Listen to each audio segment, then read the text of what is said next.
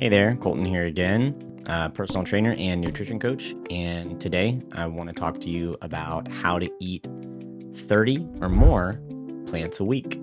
So just how to increase plant diversity in your diet. Most Americans eat a bland, uniform diet that's largely centered around animal foods, and that means it's lacking in fiber and lacking in phytonutrients. And that's a problem because fiber and phytonutrients are really, really good for us. The American Gut Project actually recommends this 30 plus plants a week.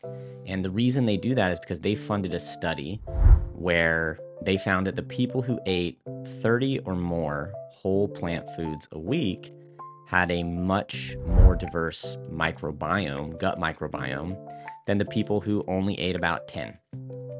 Why does that matter? Basically, the more diverse your gut microbiome is, the healthier it is, the more resilient it is. And it's also been linked to better longevity.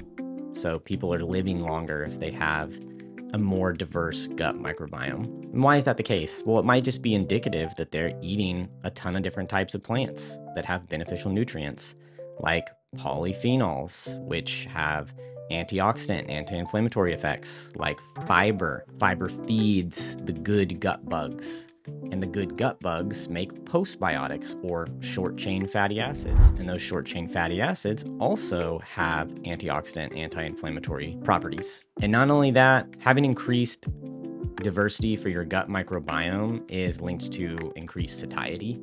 And that could also be just indicative that those people are eating more fiber, but that is a good thing, and you should eat more fiber.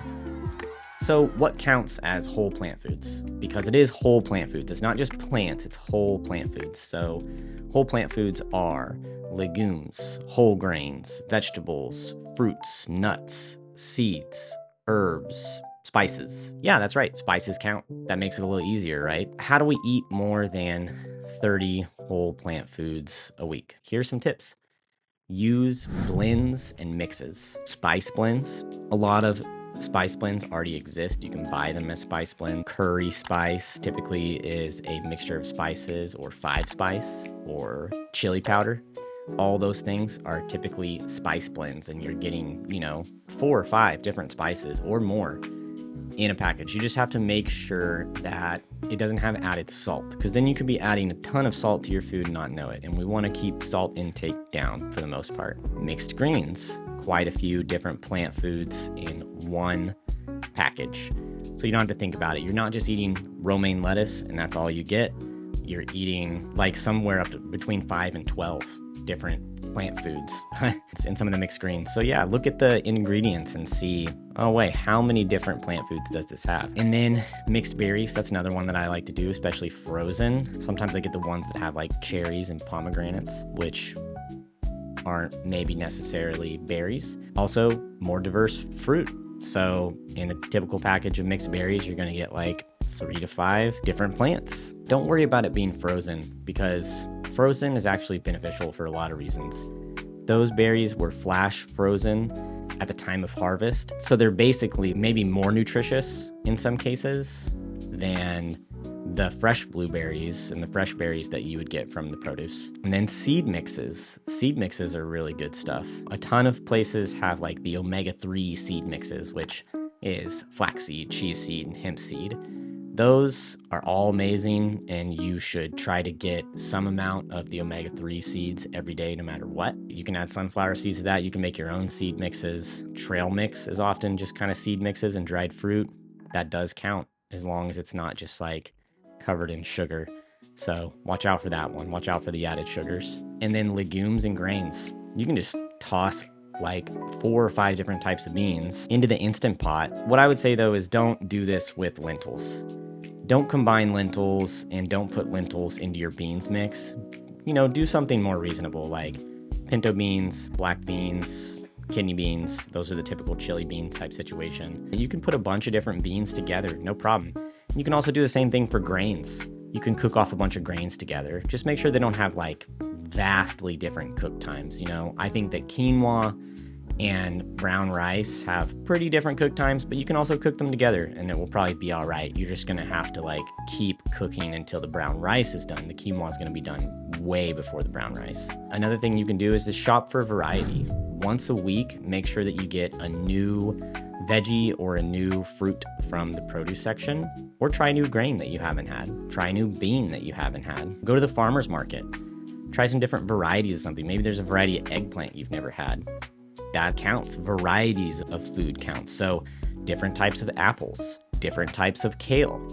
Those count as different food items. So if you eat Siberian kale and then you eat curly kale, that counts as 2 foods. Those are not the same food. Another really good tip is to try to eat a salad or a green smoothie every day. You can just fill those things with different foods. It gets super diverse really fast. In a salad, you can be like cherry tomatoes, olives, onions, green onions, carrots. Basically, you can just load a salad up. You can throw your omega-3 seed mix on the salads. You can put sunflower seeds on the salad. You can add garlic and ginger to your dressing. You can like knock out 15 in one salad. My last suggestion is really a tool rather than a skill, and that's use a tracker. I have my own tracker, I call it Daily Diversity. I was really inspired by Simon Hill and the tracker he made, and also Michael Greger's Daily Dozen. My tracker is a little different in that I don't have servings, so I don't track the servings. It's not about, you need to get 3 servings of whole grains to me. I don't have that in there. And why? It's because I have 12 different food items, and I want you to try to hit each of those items every day. And that can be a tall task if each one has its own serving amount. So just try to get one of each every day. Beans, greens, berries, other fruit, cruciferous vegetables, other vegetables, mushrooms, fermented foods, omega-3 seeds, nuts and seeds, whole grains, herbs and spices. I think that's all of them. Another difference between mine and the aforementioned ones, Simon Hill and Michael Greger's trackers, is that I include mushrooms as its own group. And the reason I do that is because mushrooms have their own particular fibers, and I think it's really important to include those. They also have other nutrients that other foods don't have, like ergothioneine. That's it. Give it a shot. Do a weekly diversity audit and see how many different plant foods you're eating to establish a baseline. Write down every single plant you eat for a whole week, see how much it adds up to, and then aim to do a little more the next week by using some of the tips and tricks that I outlined already.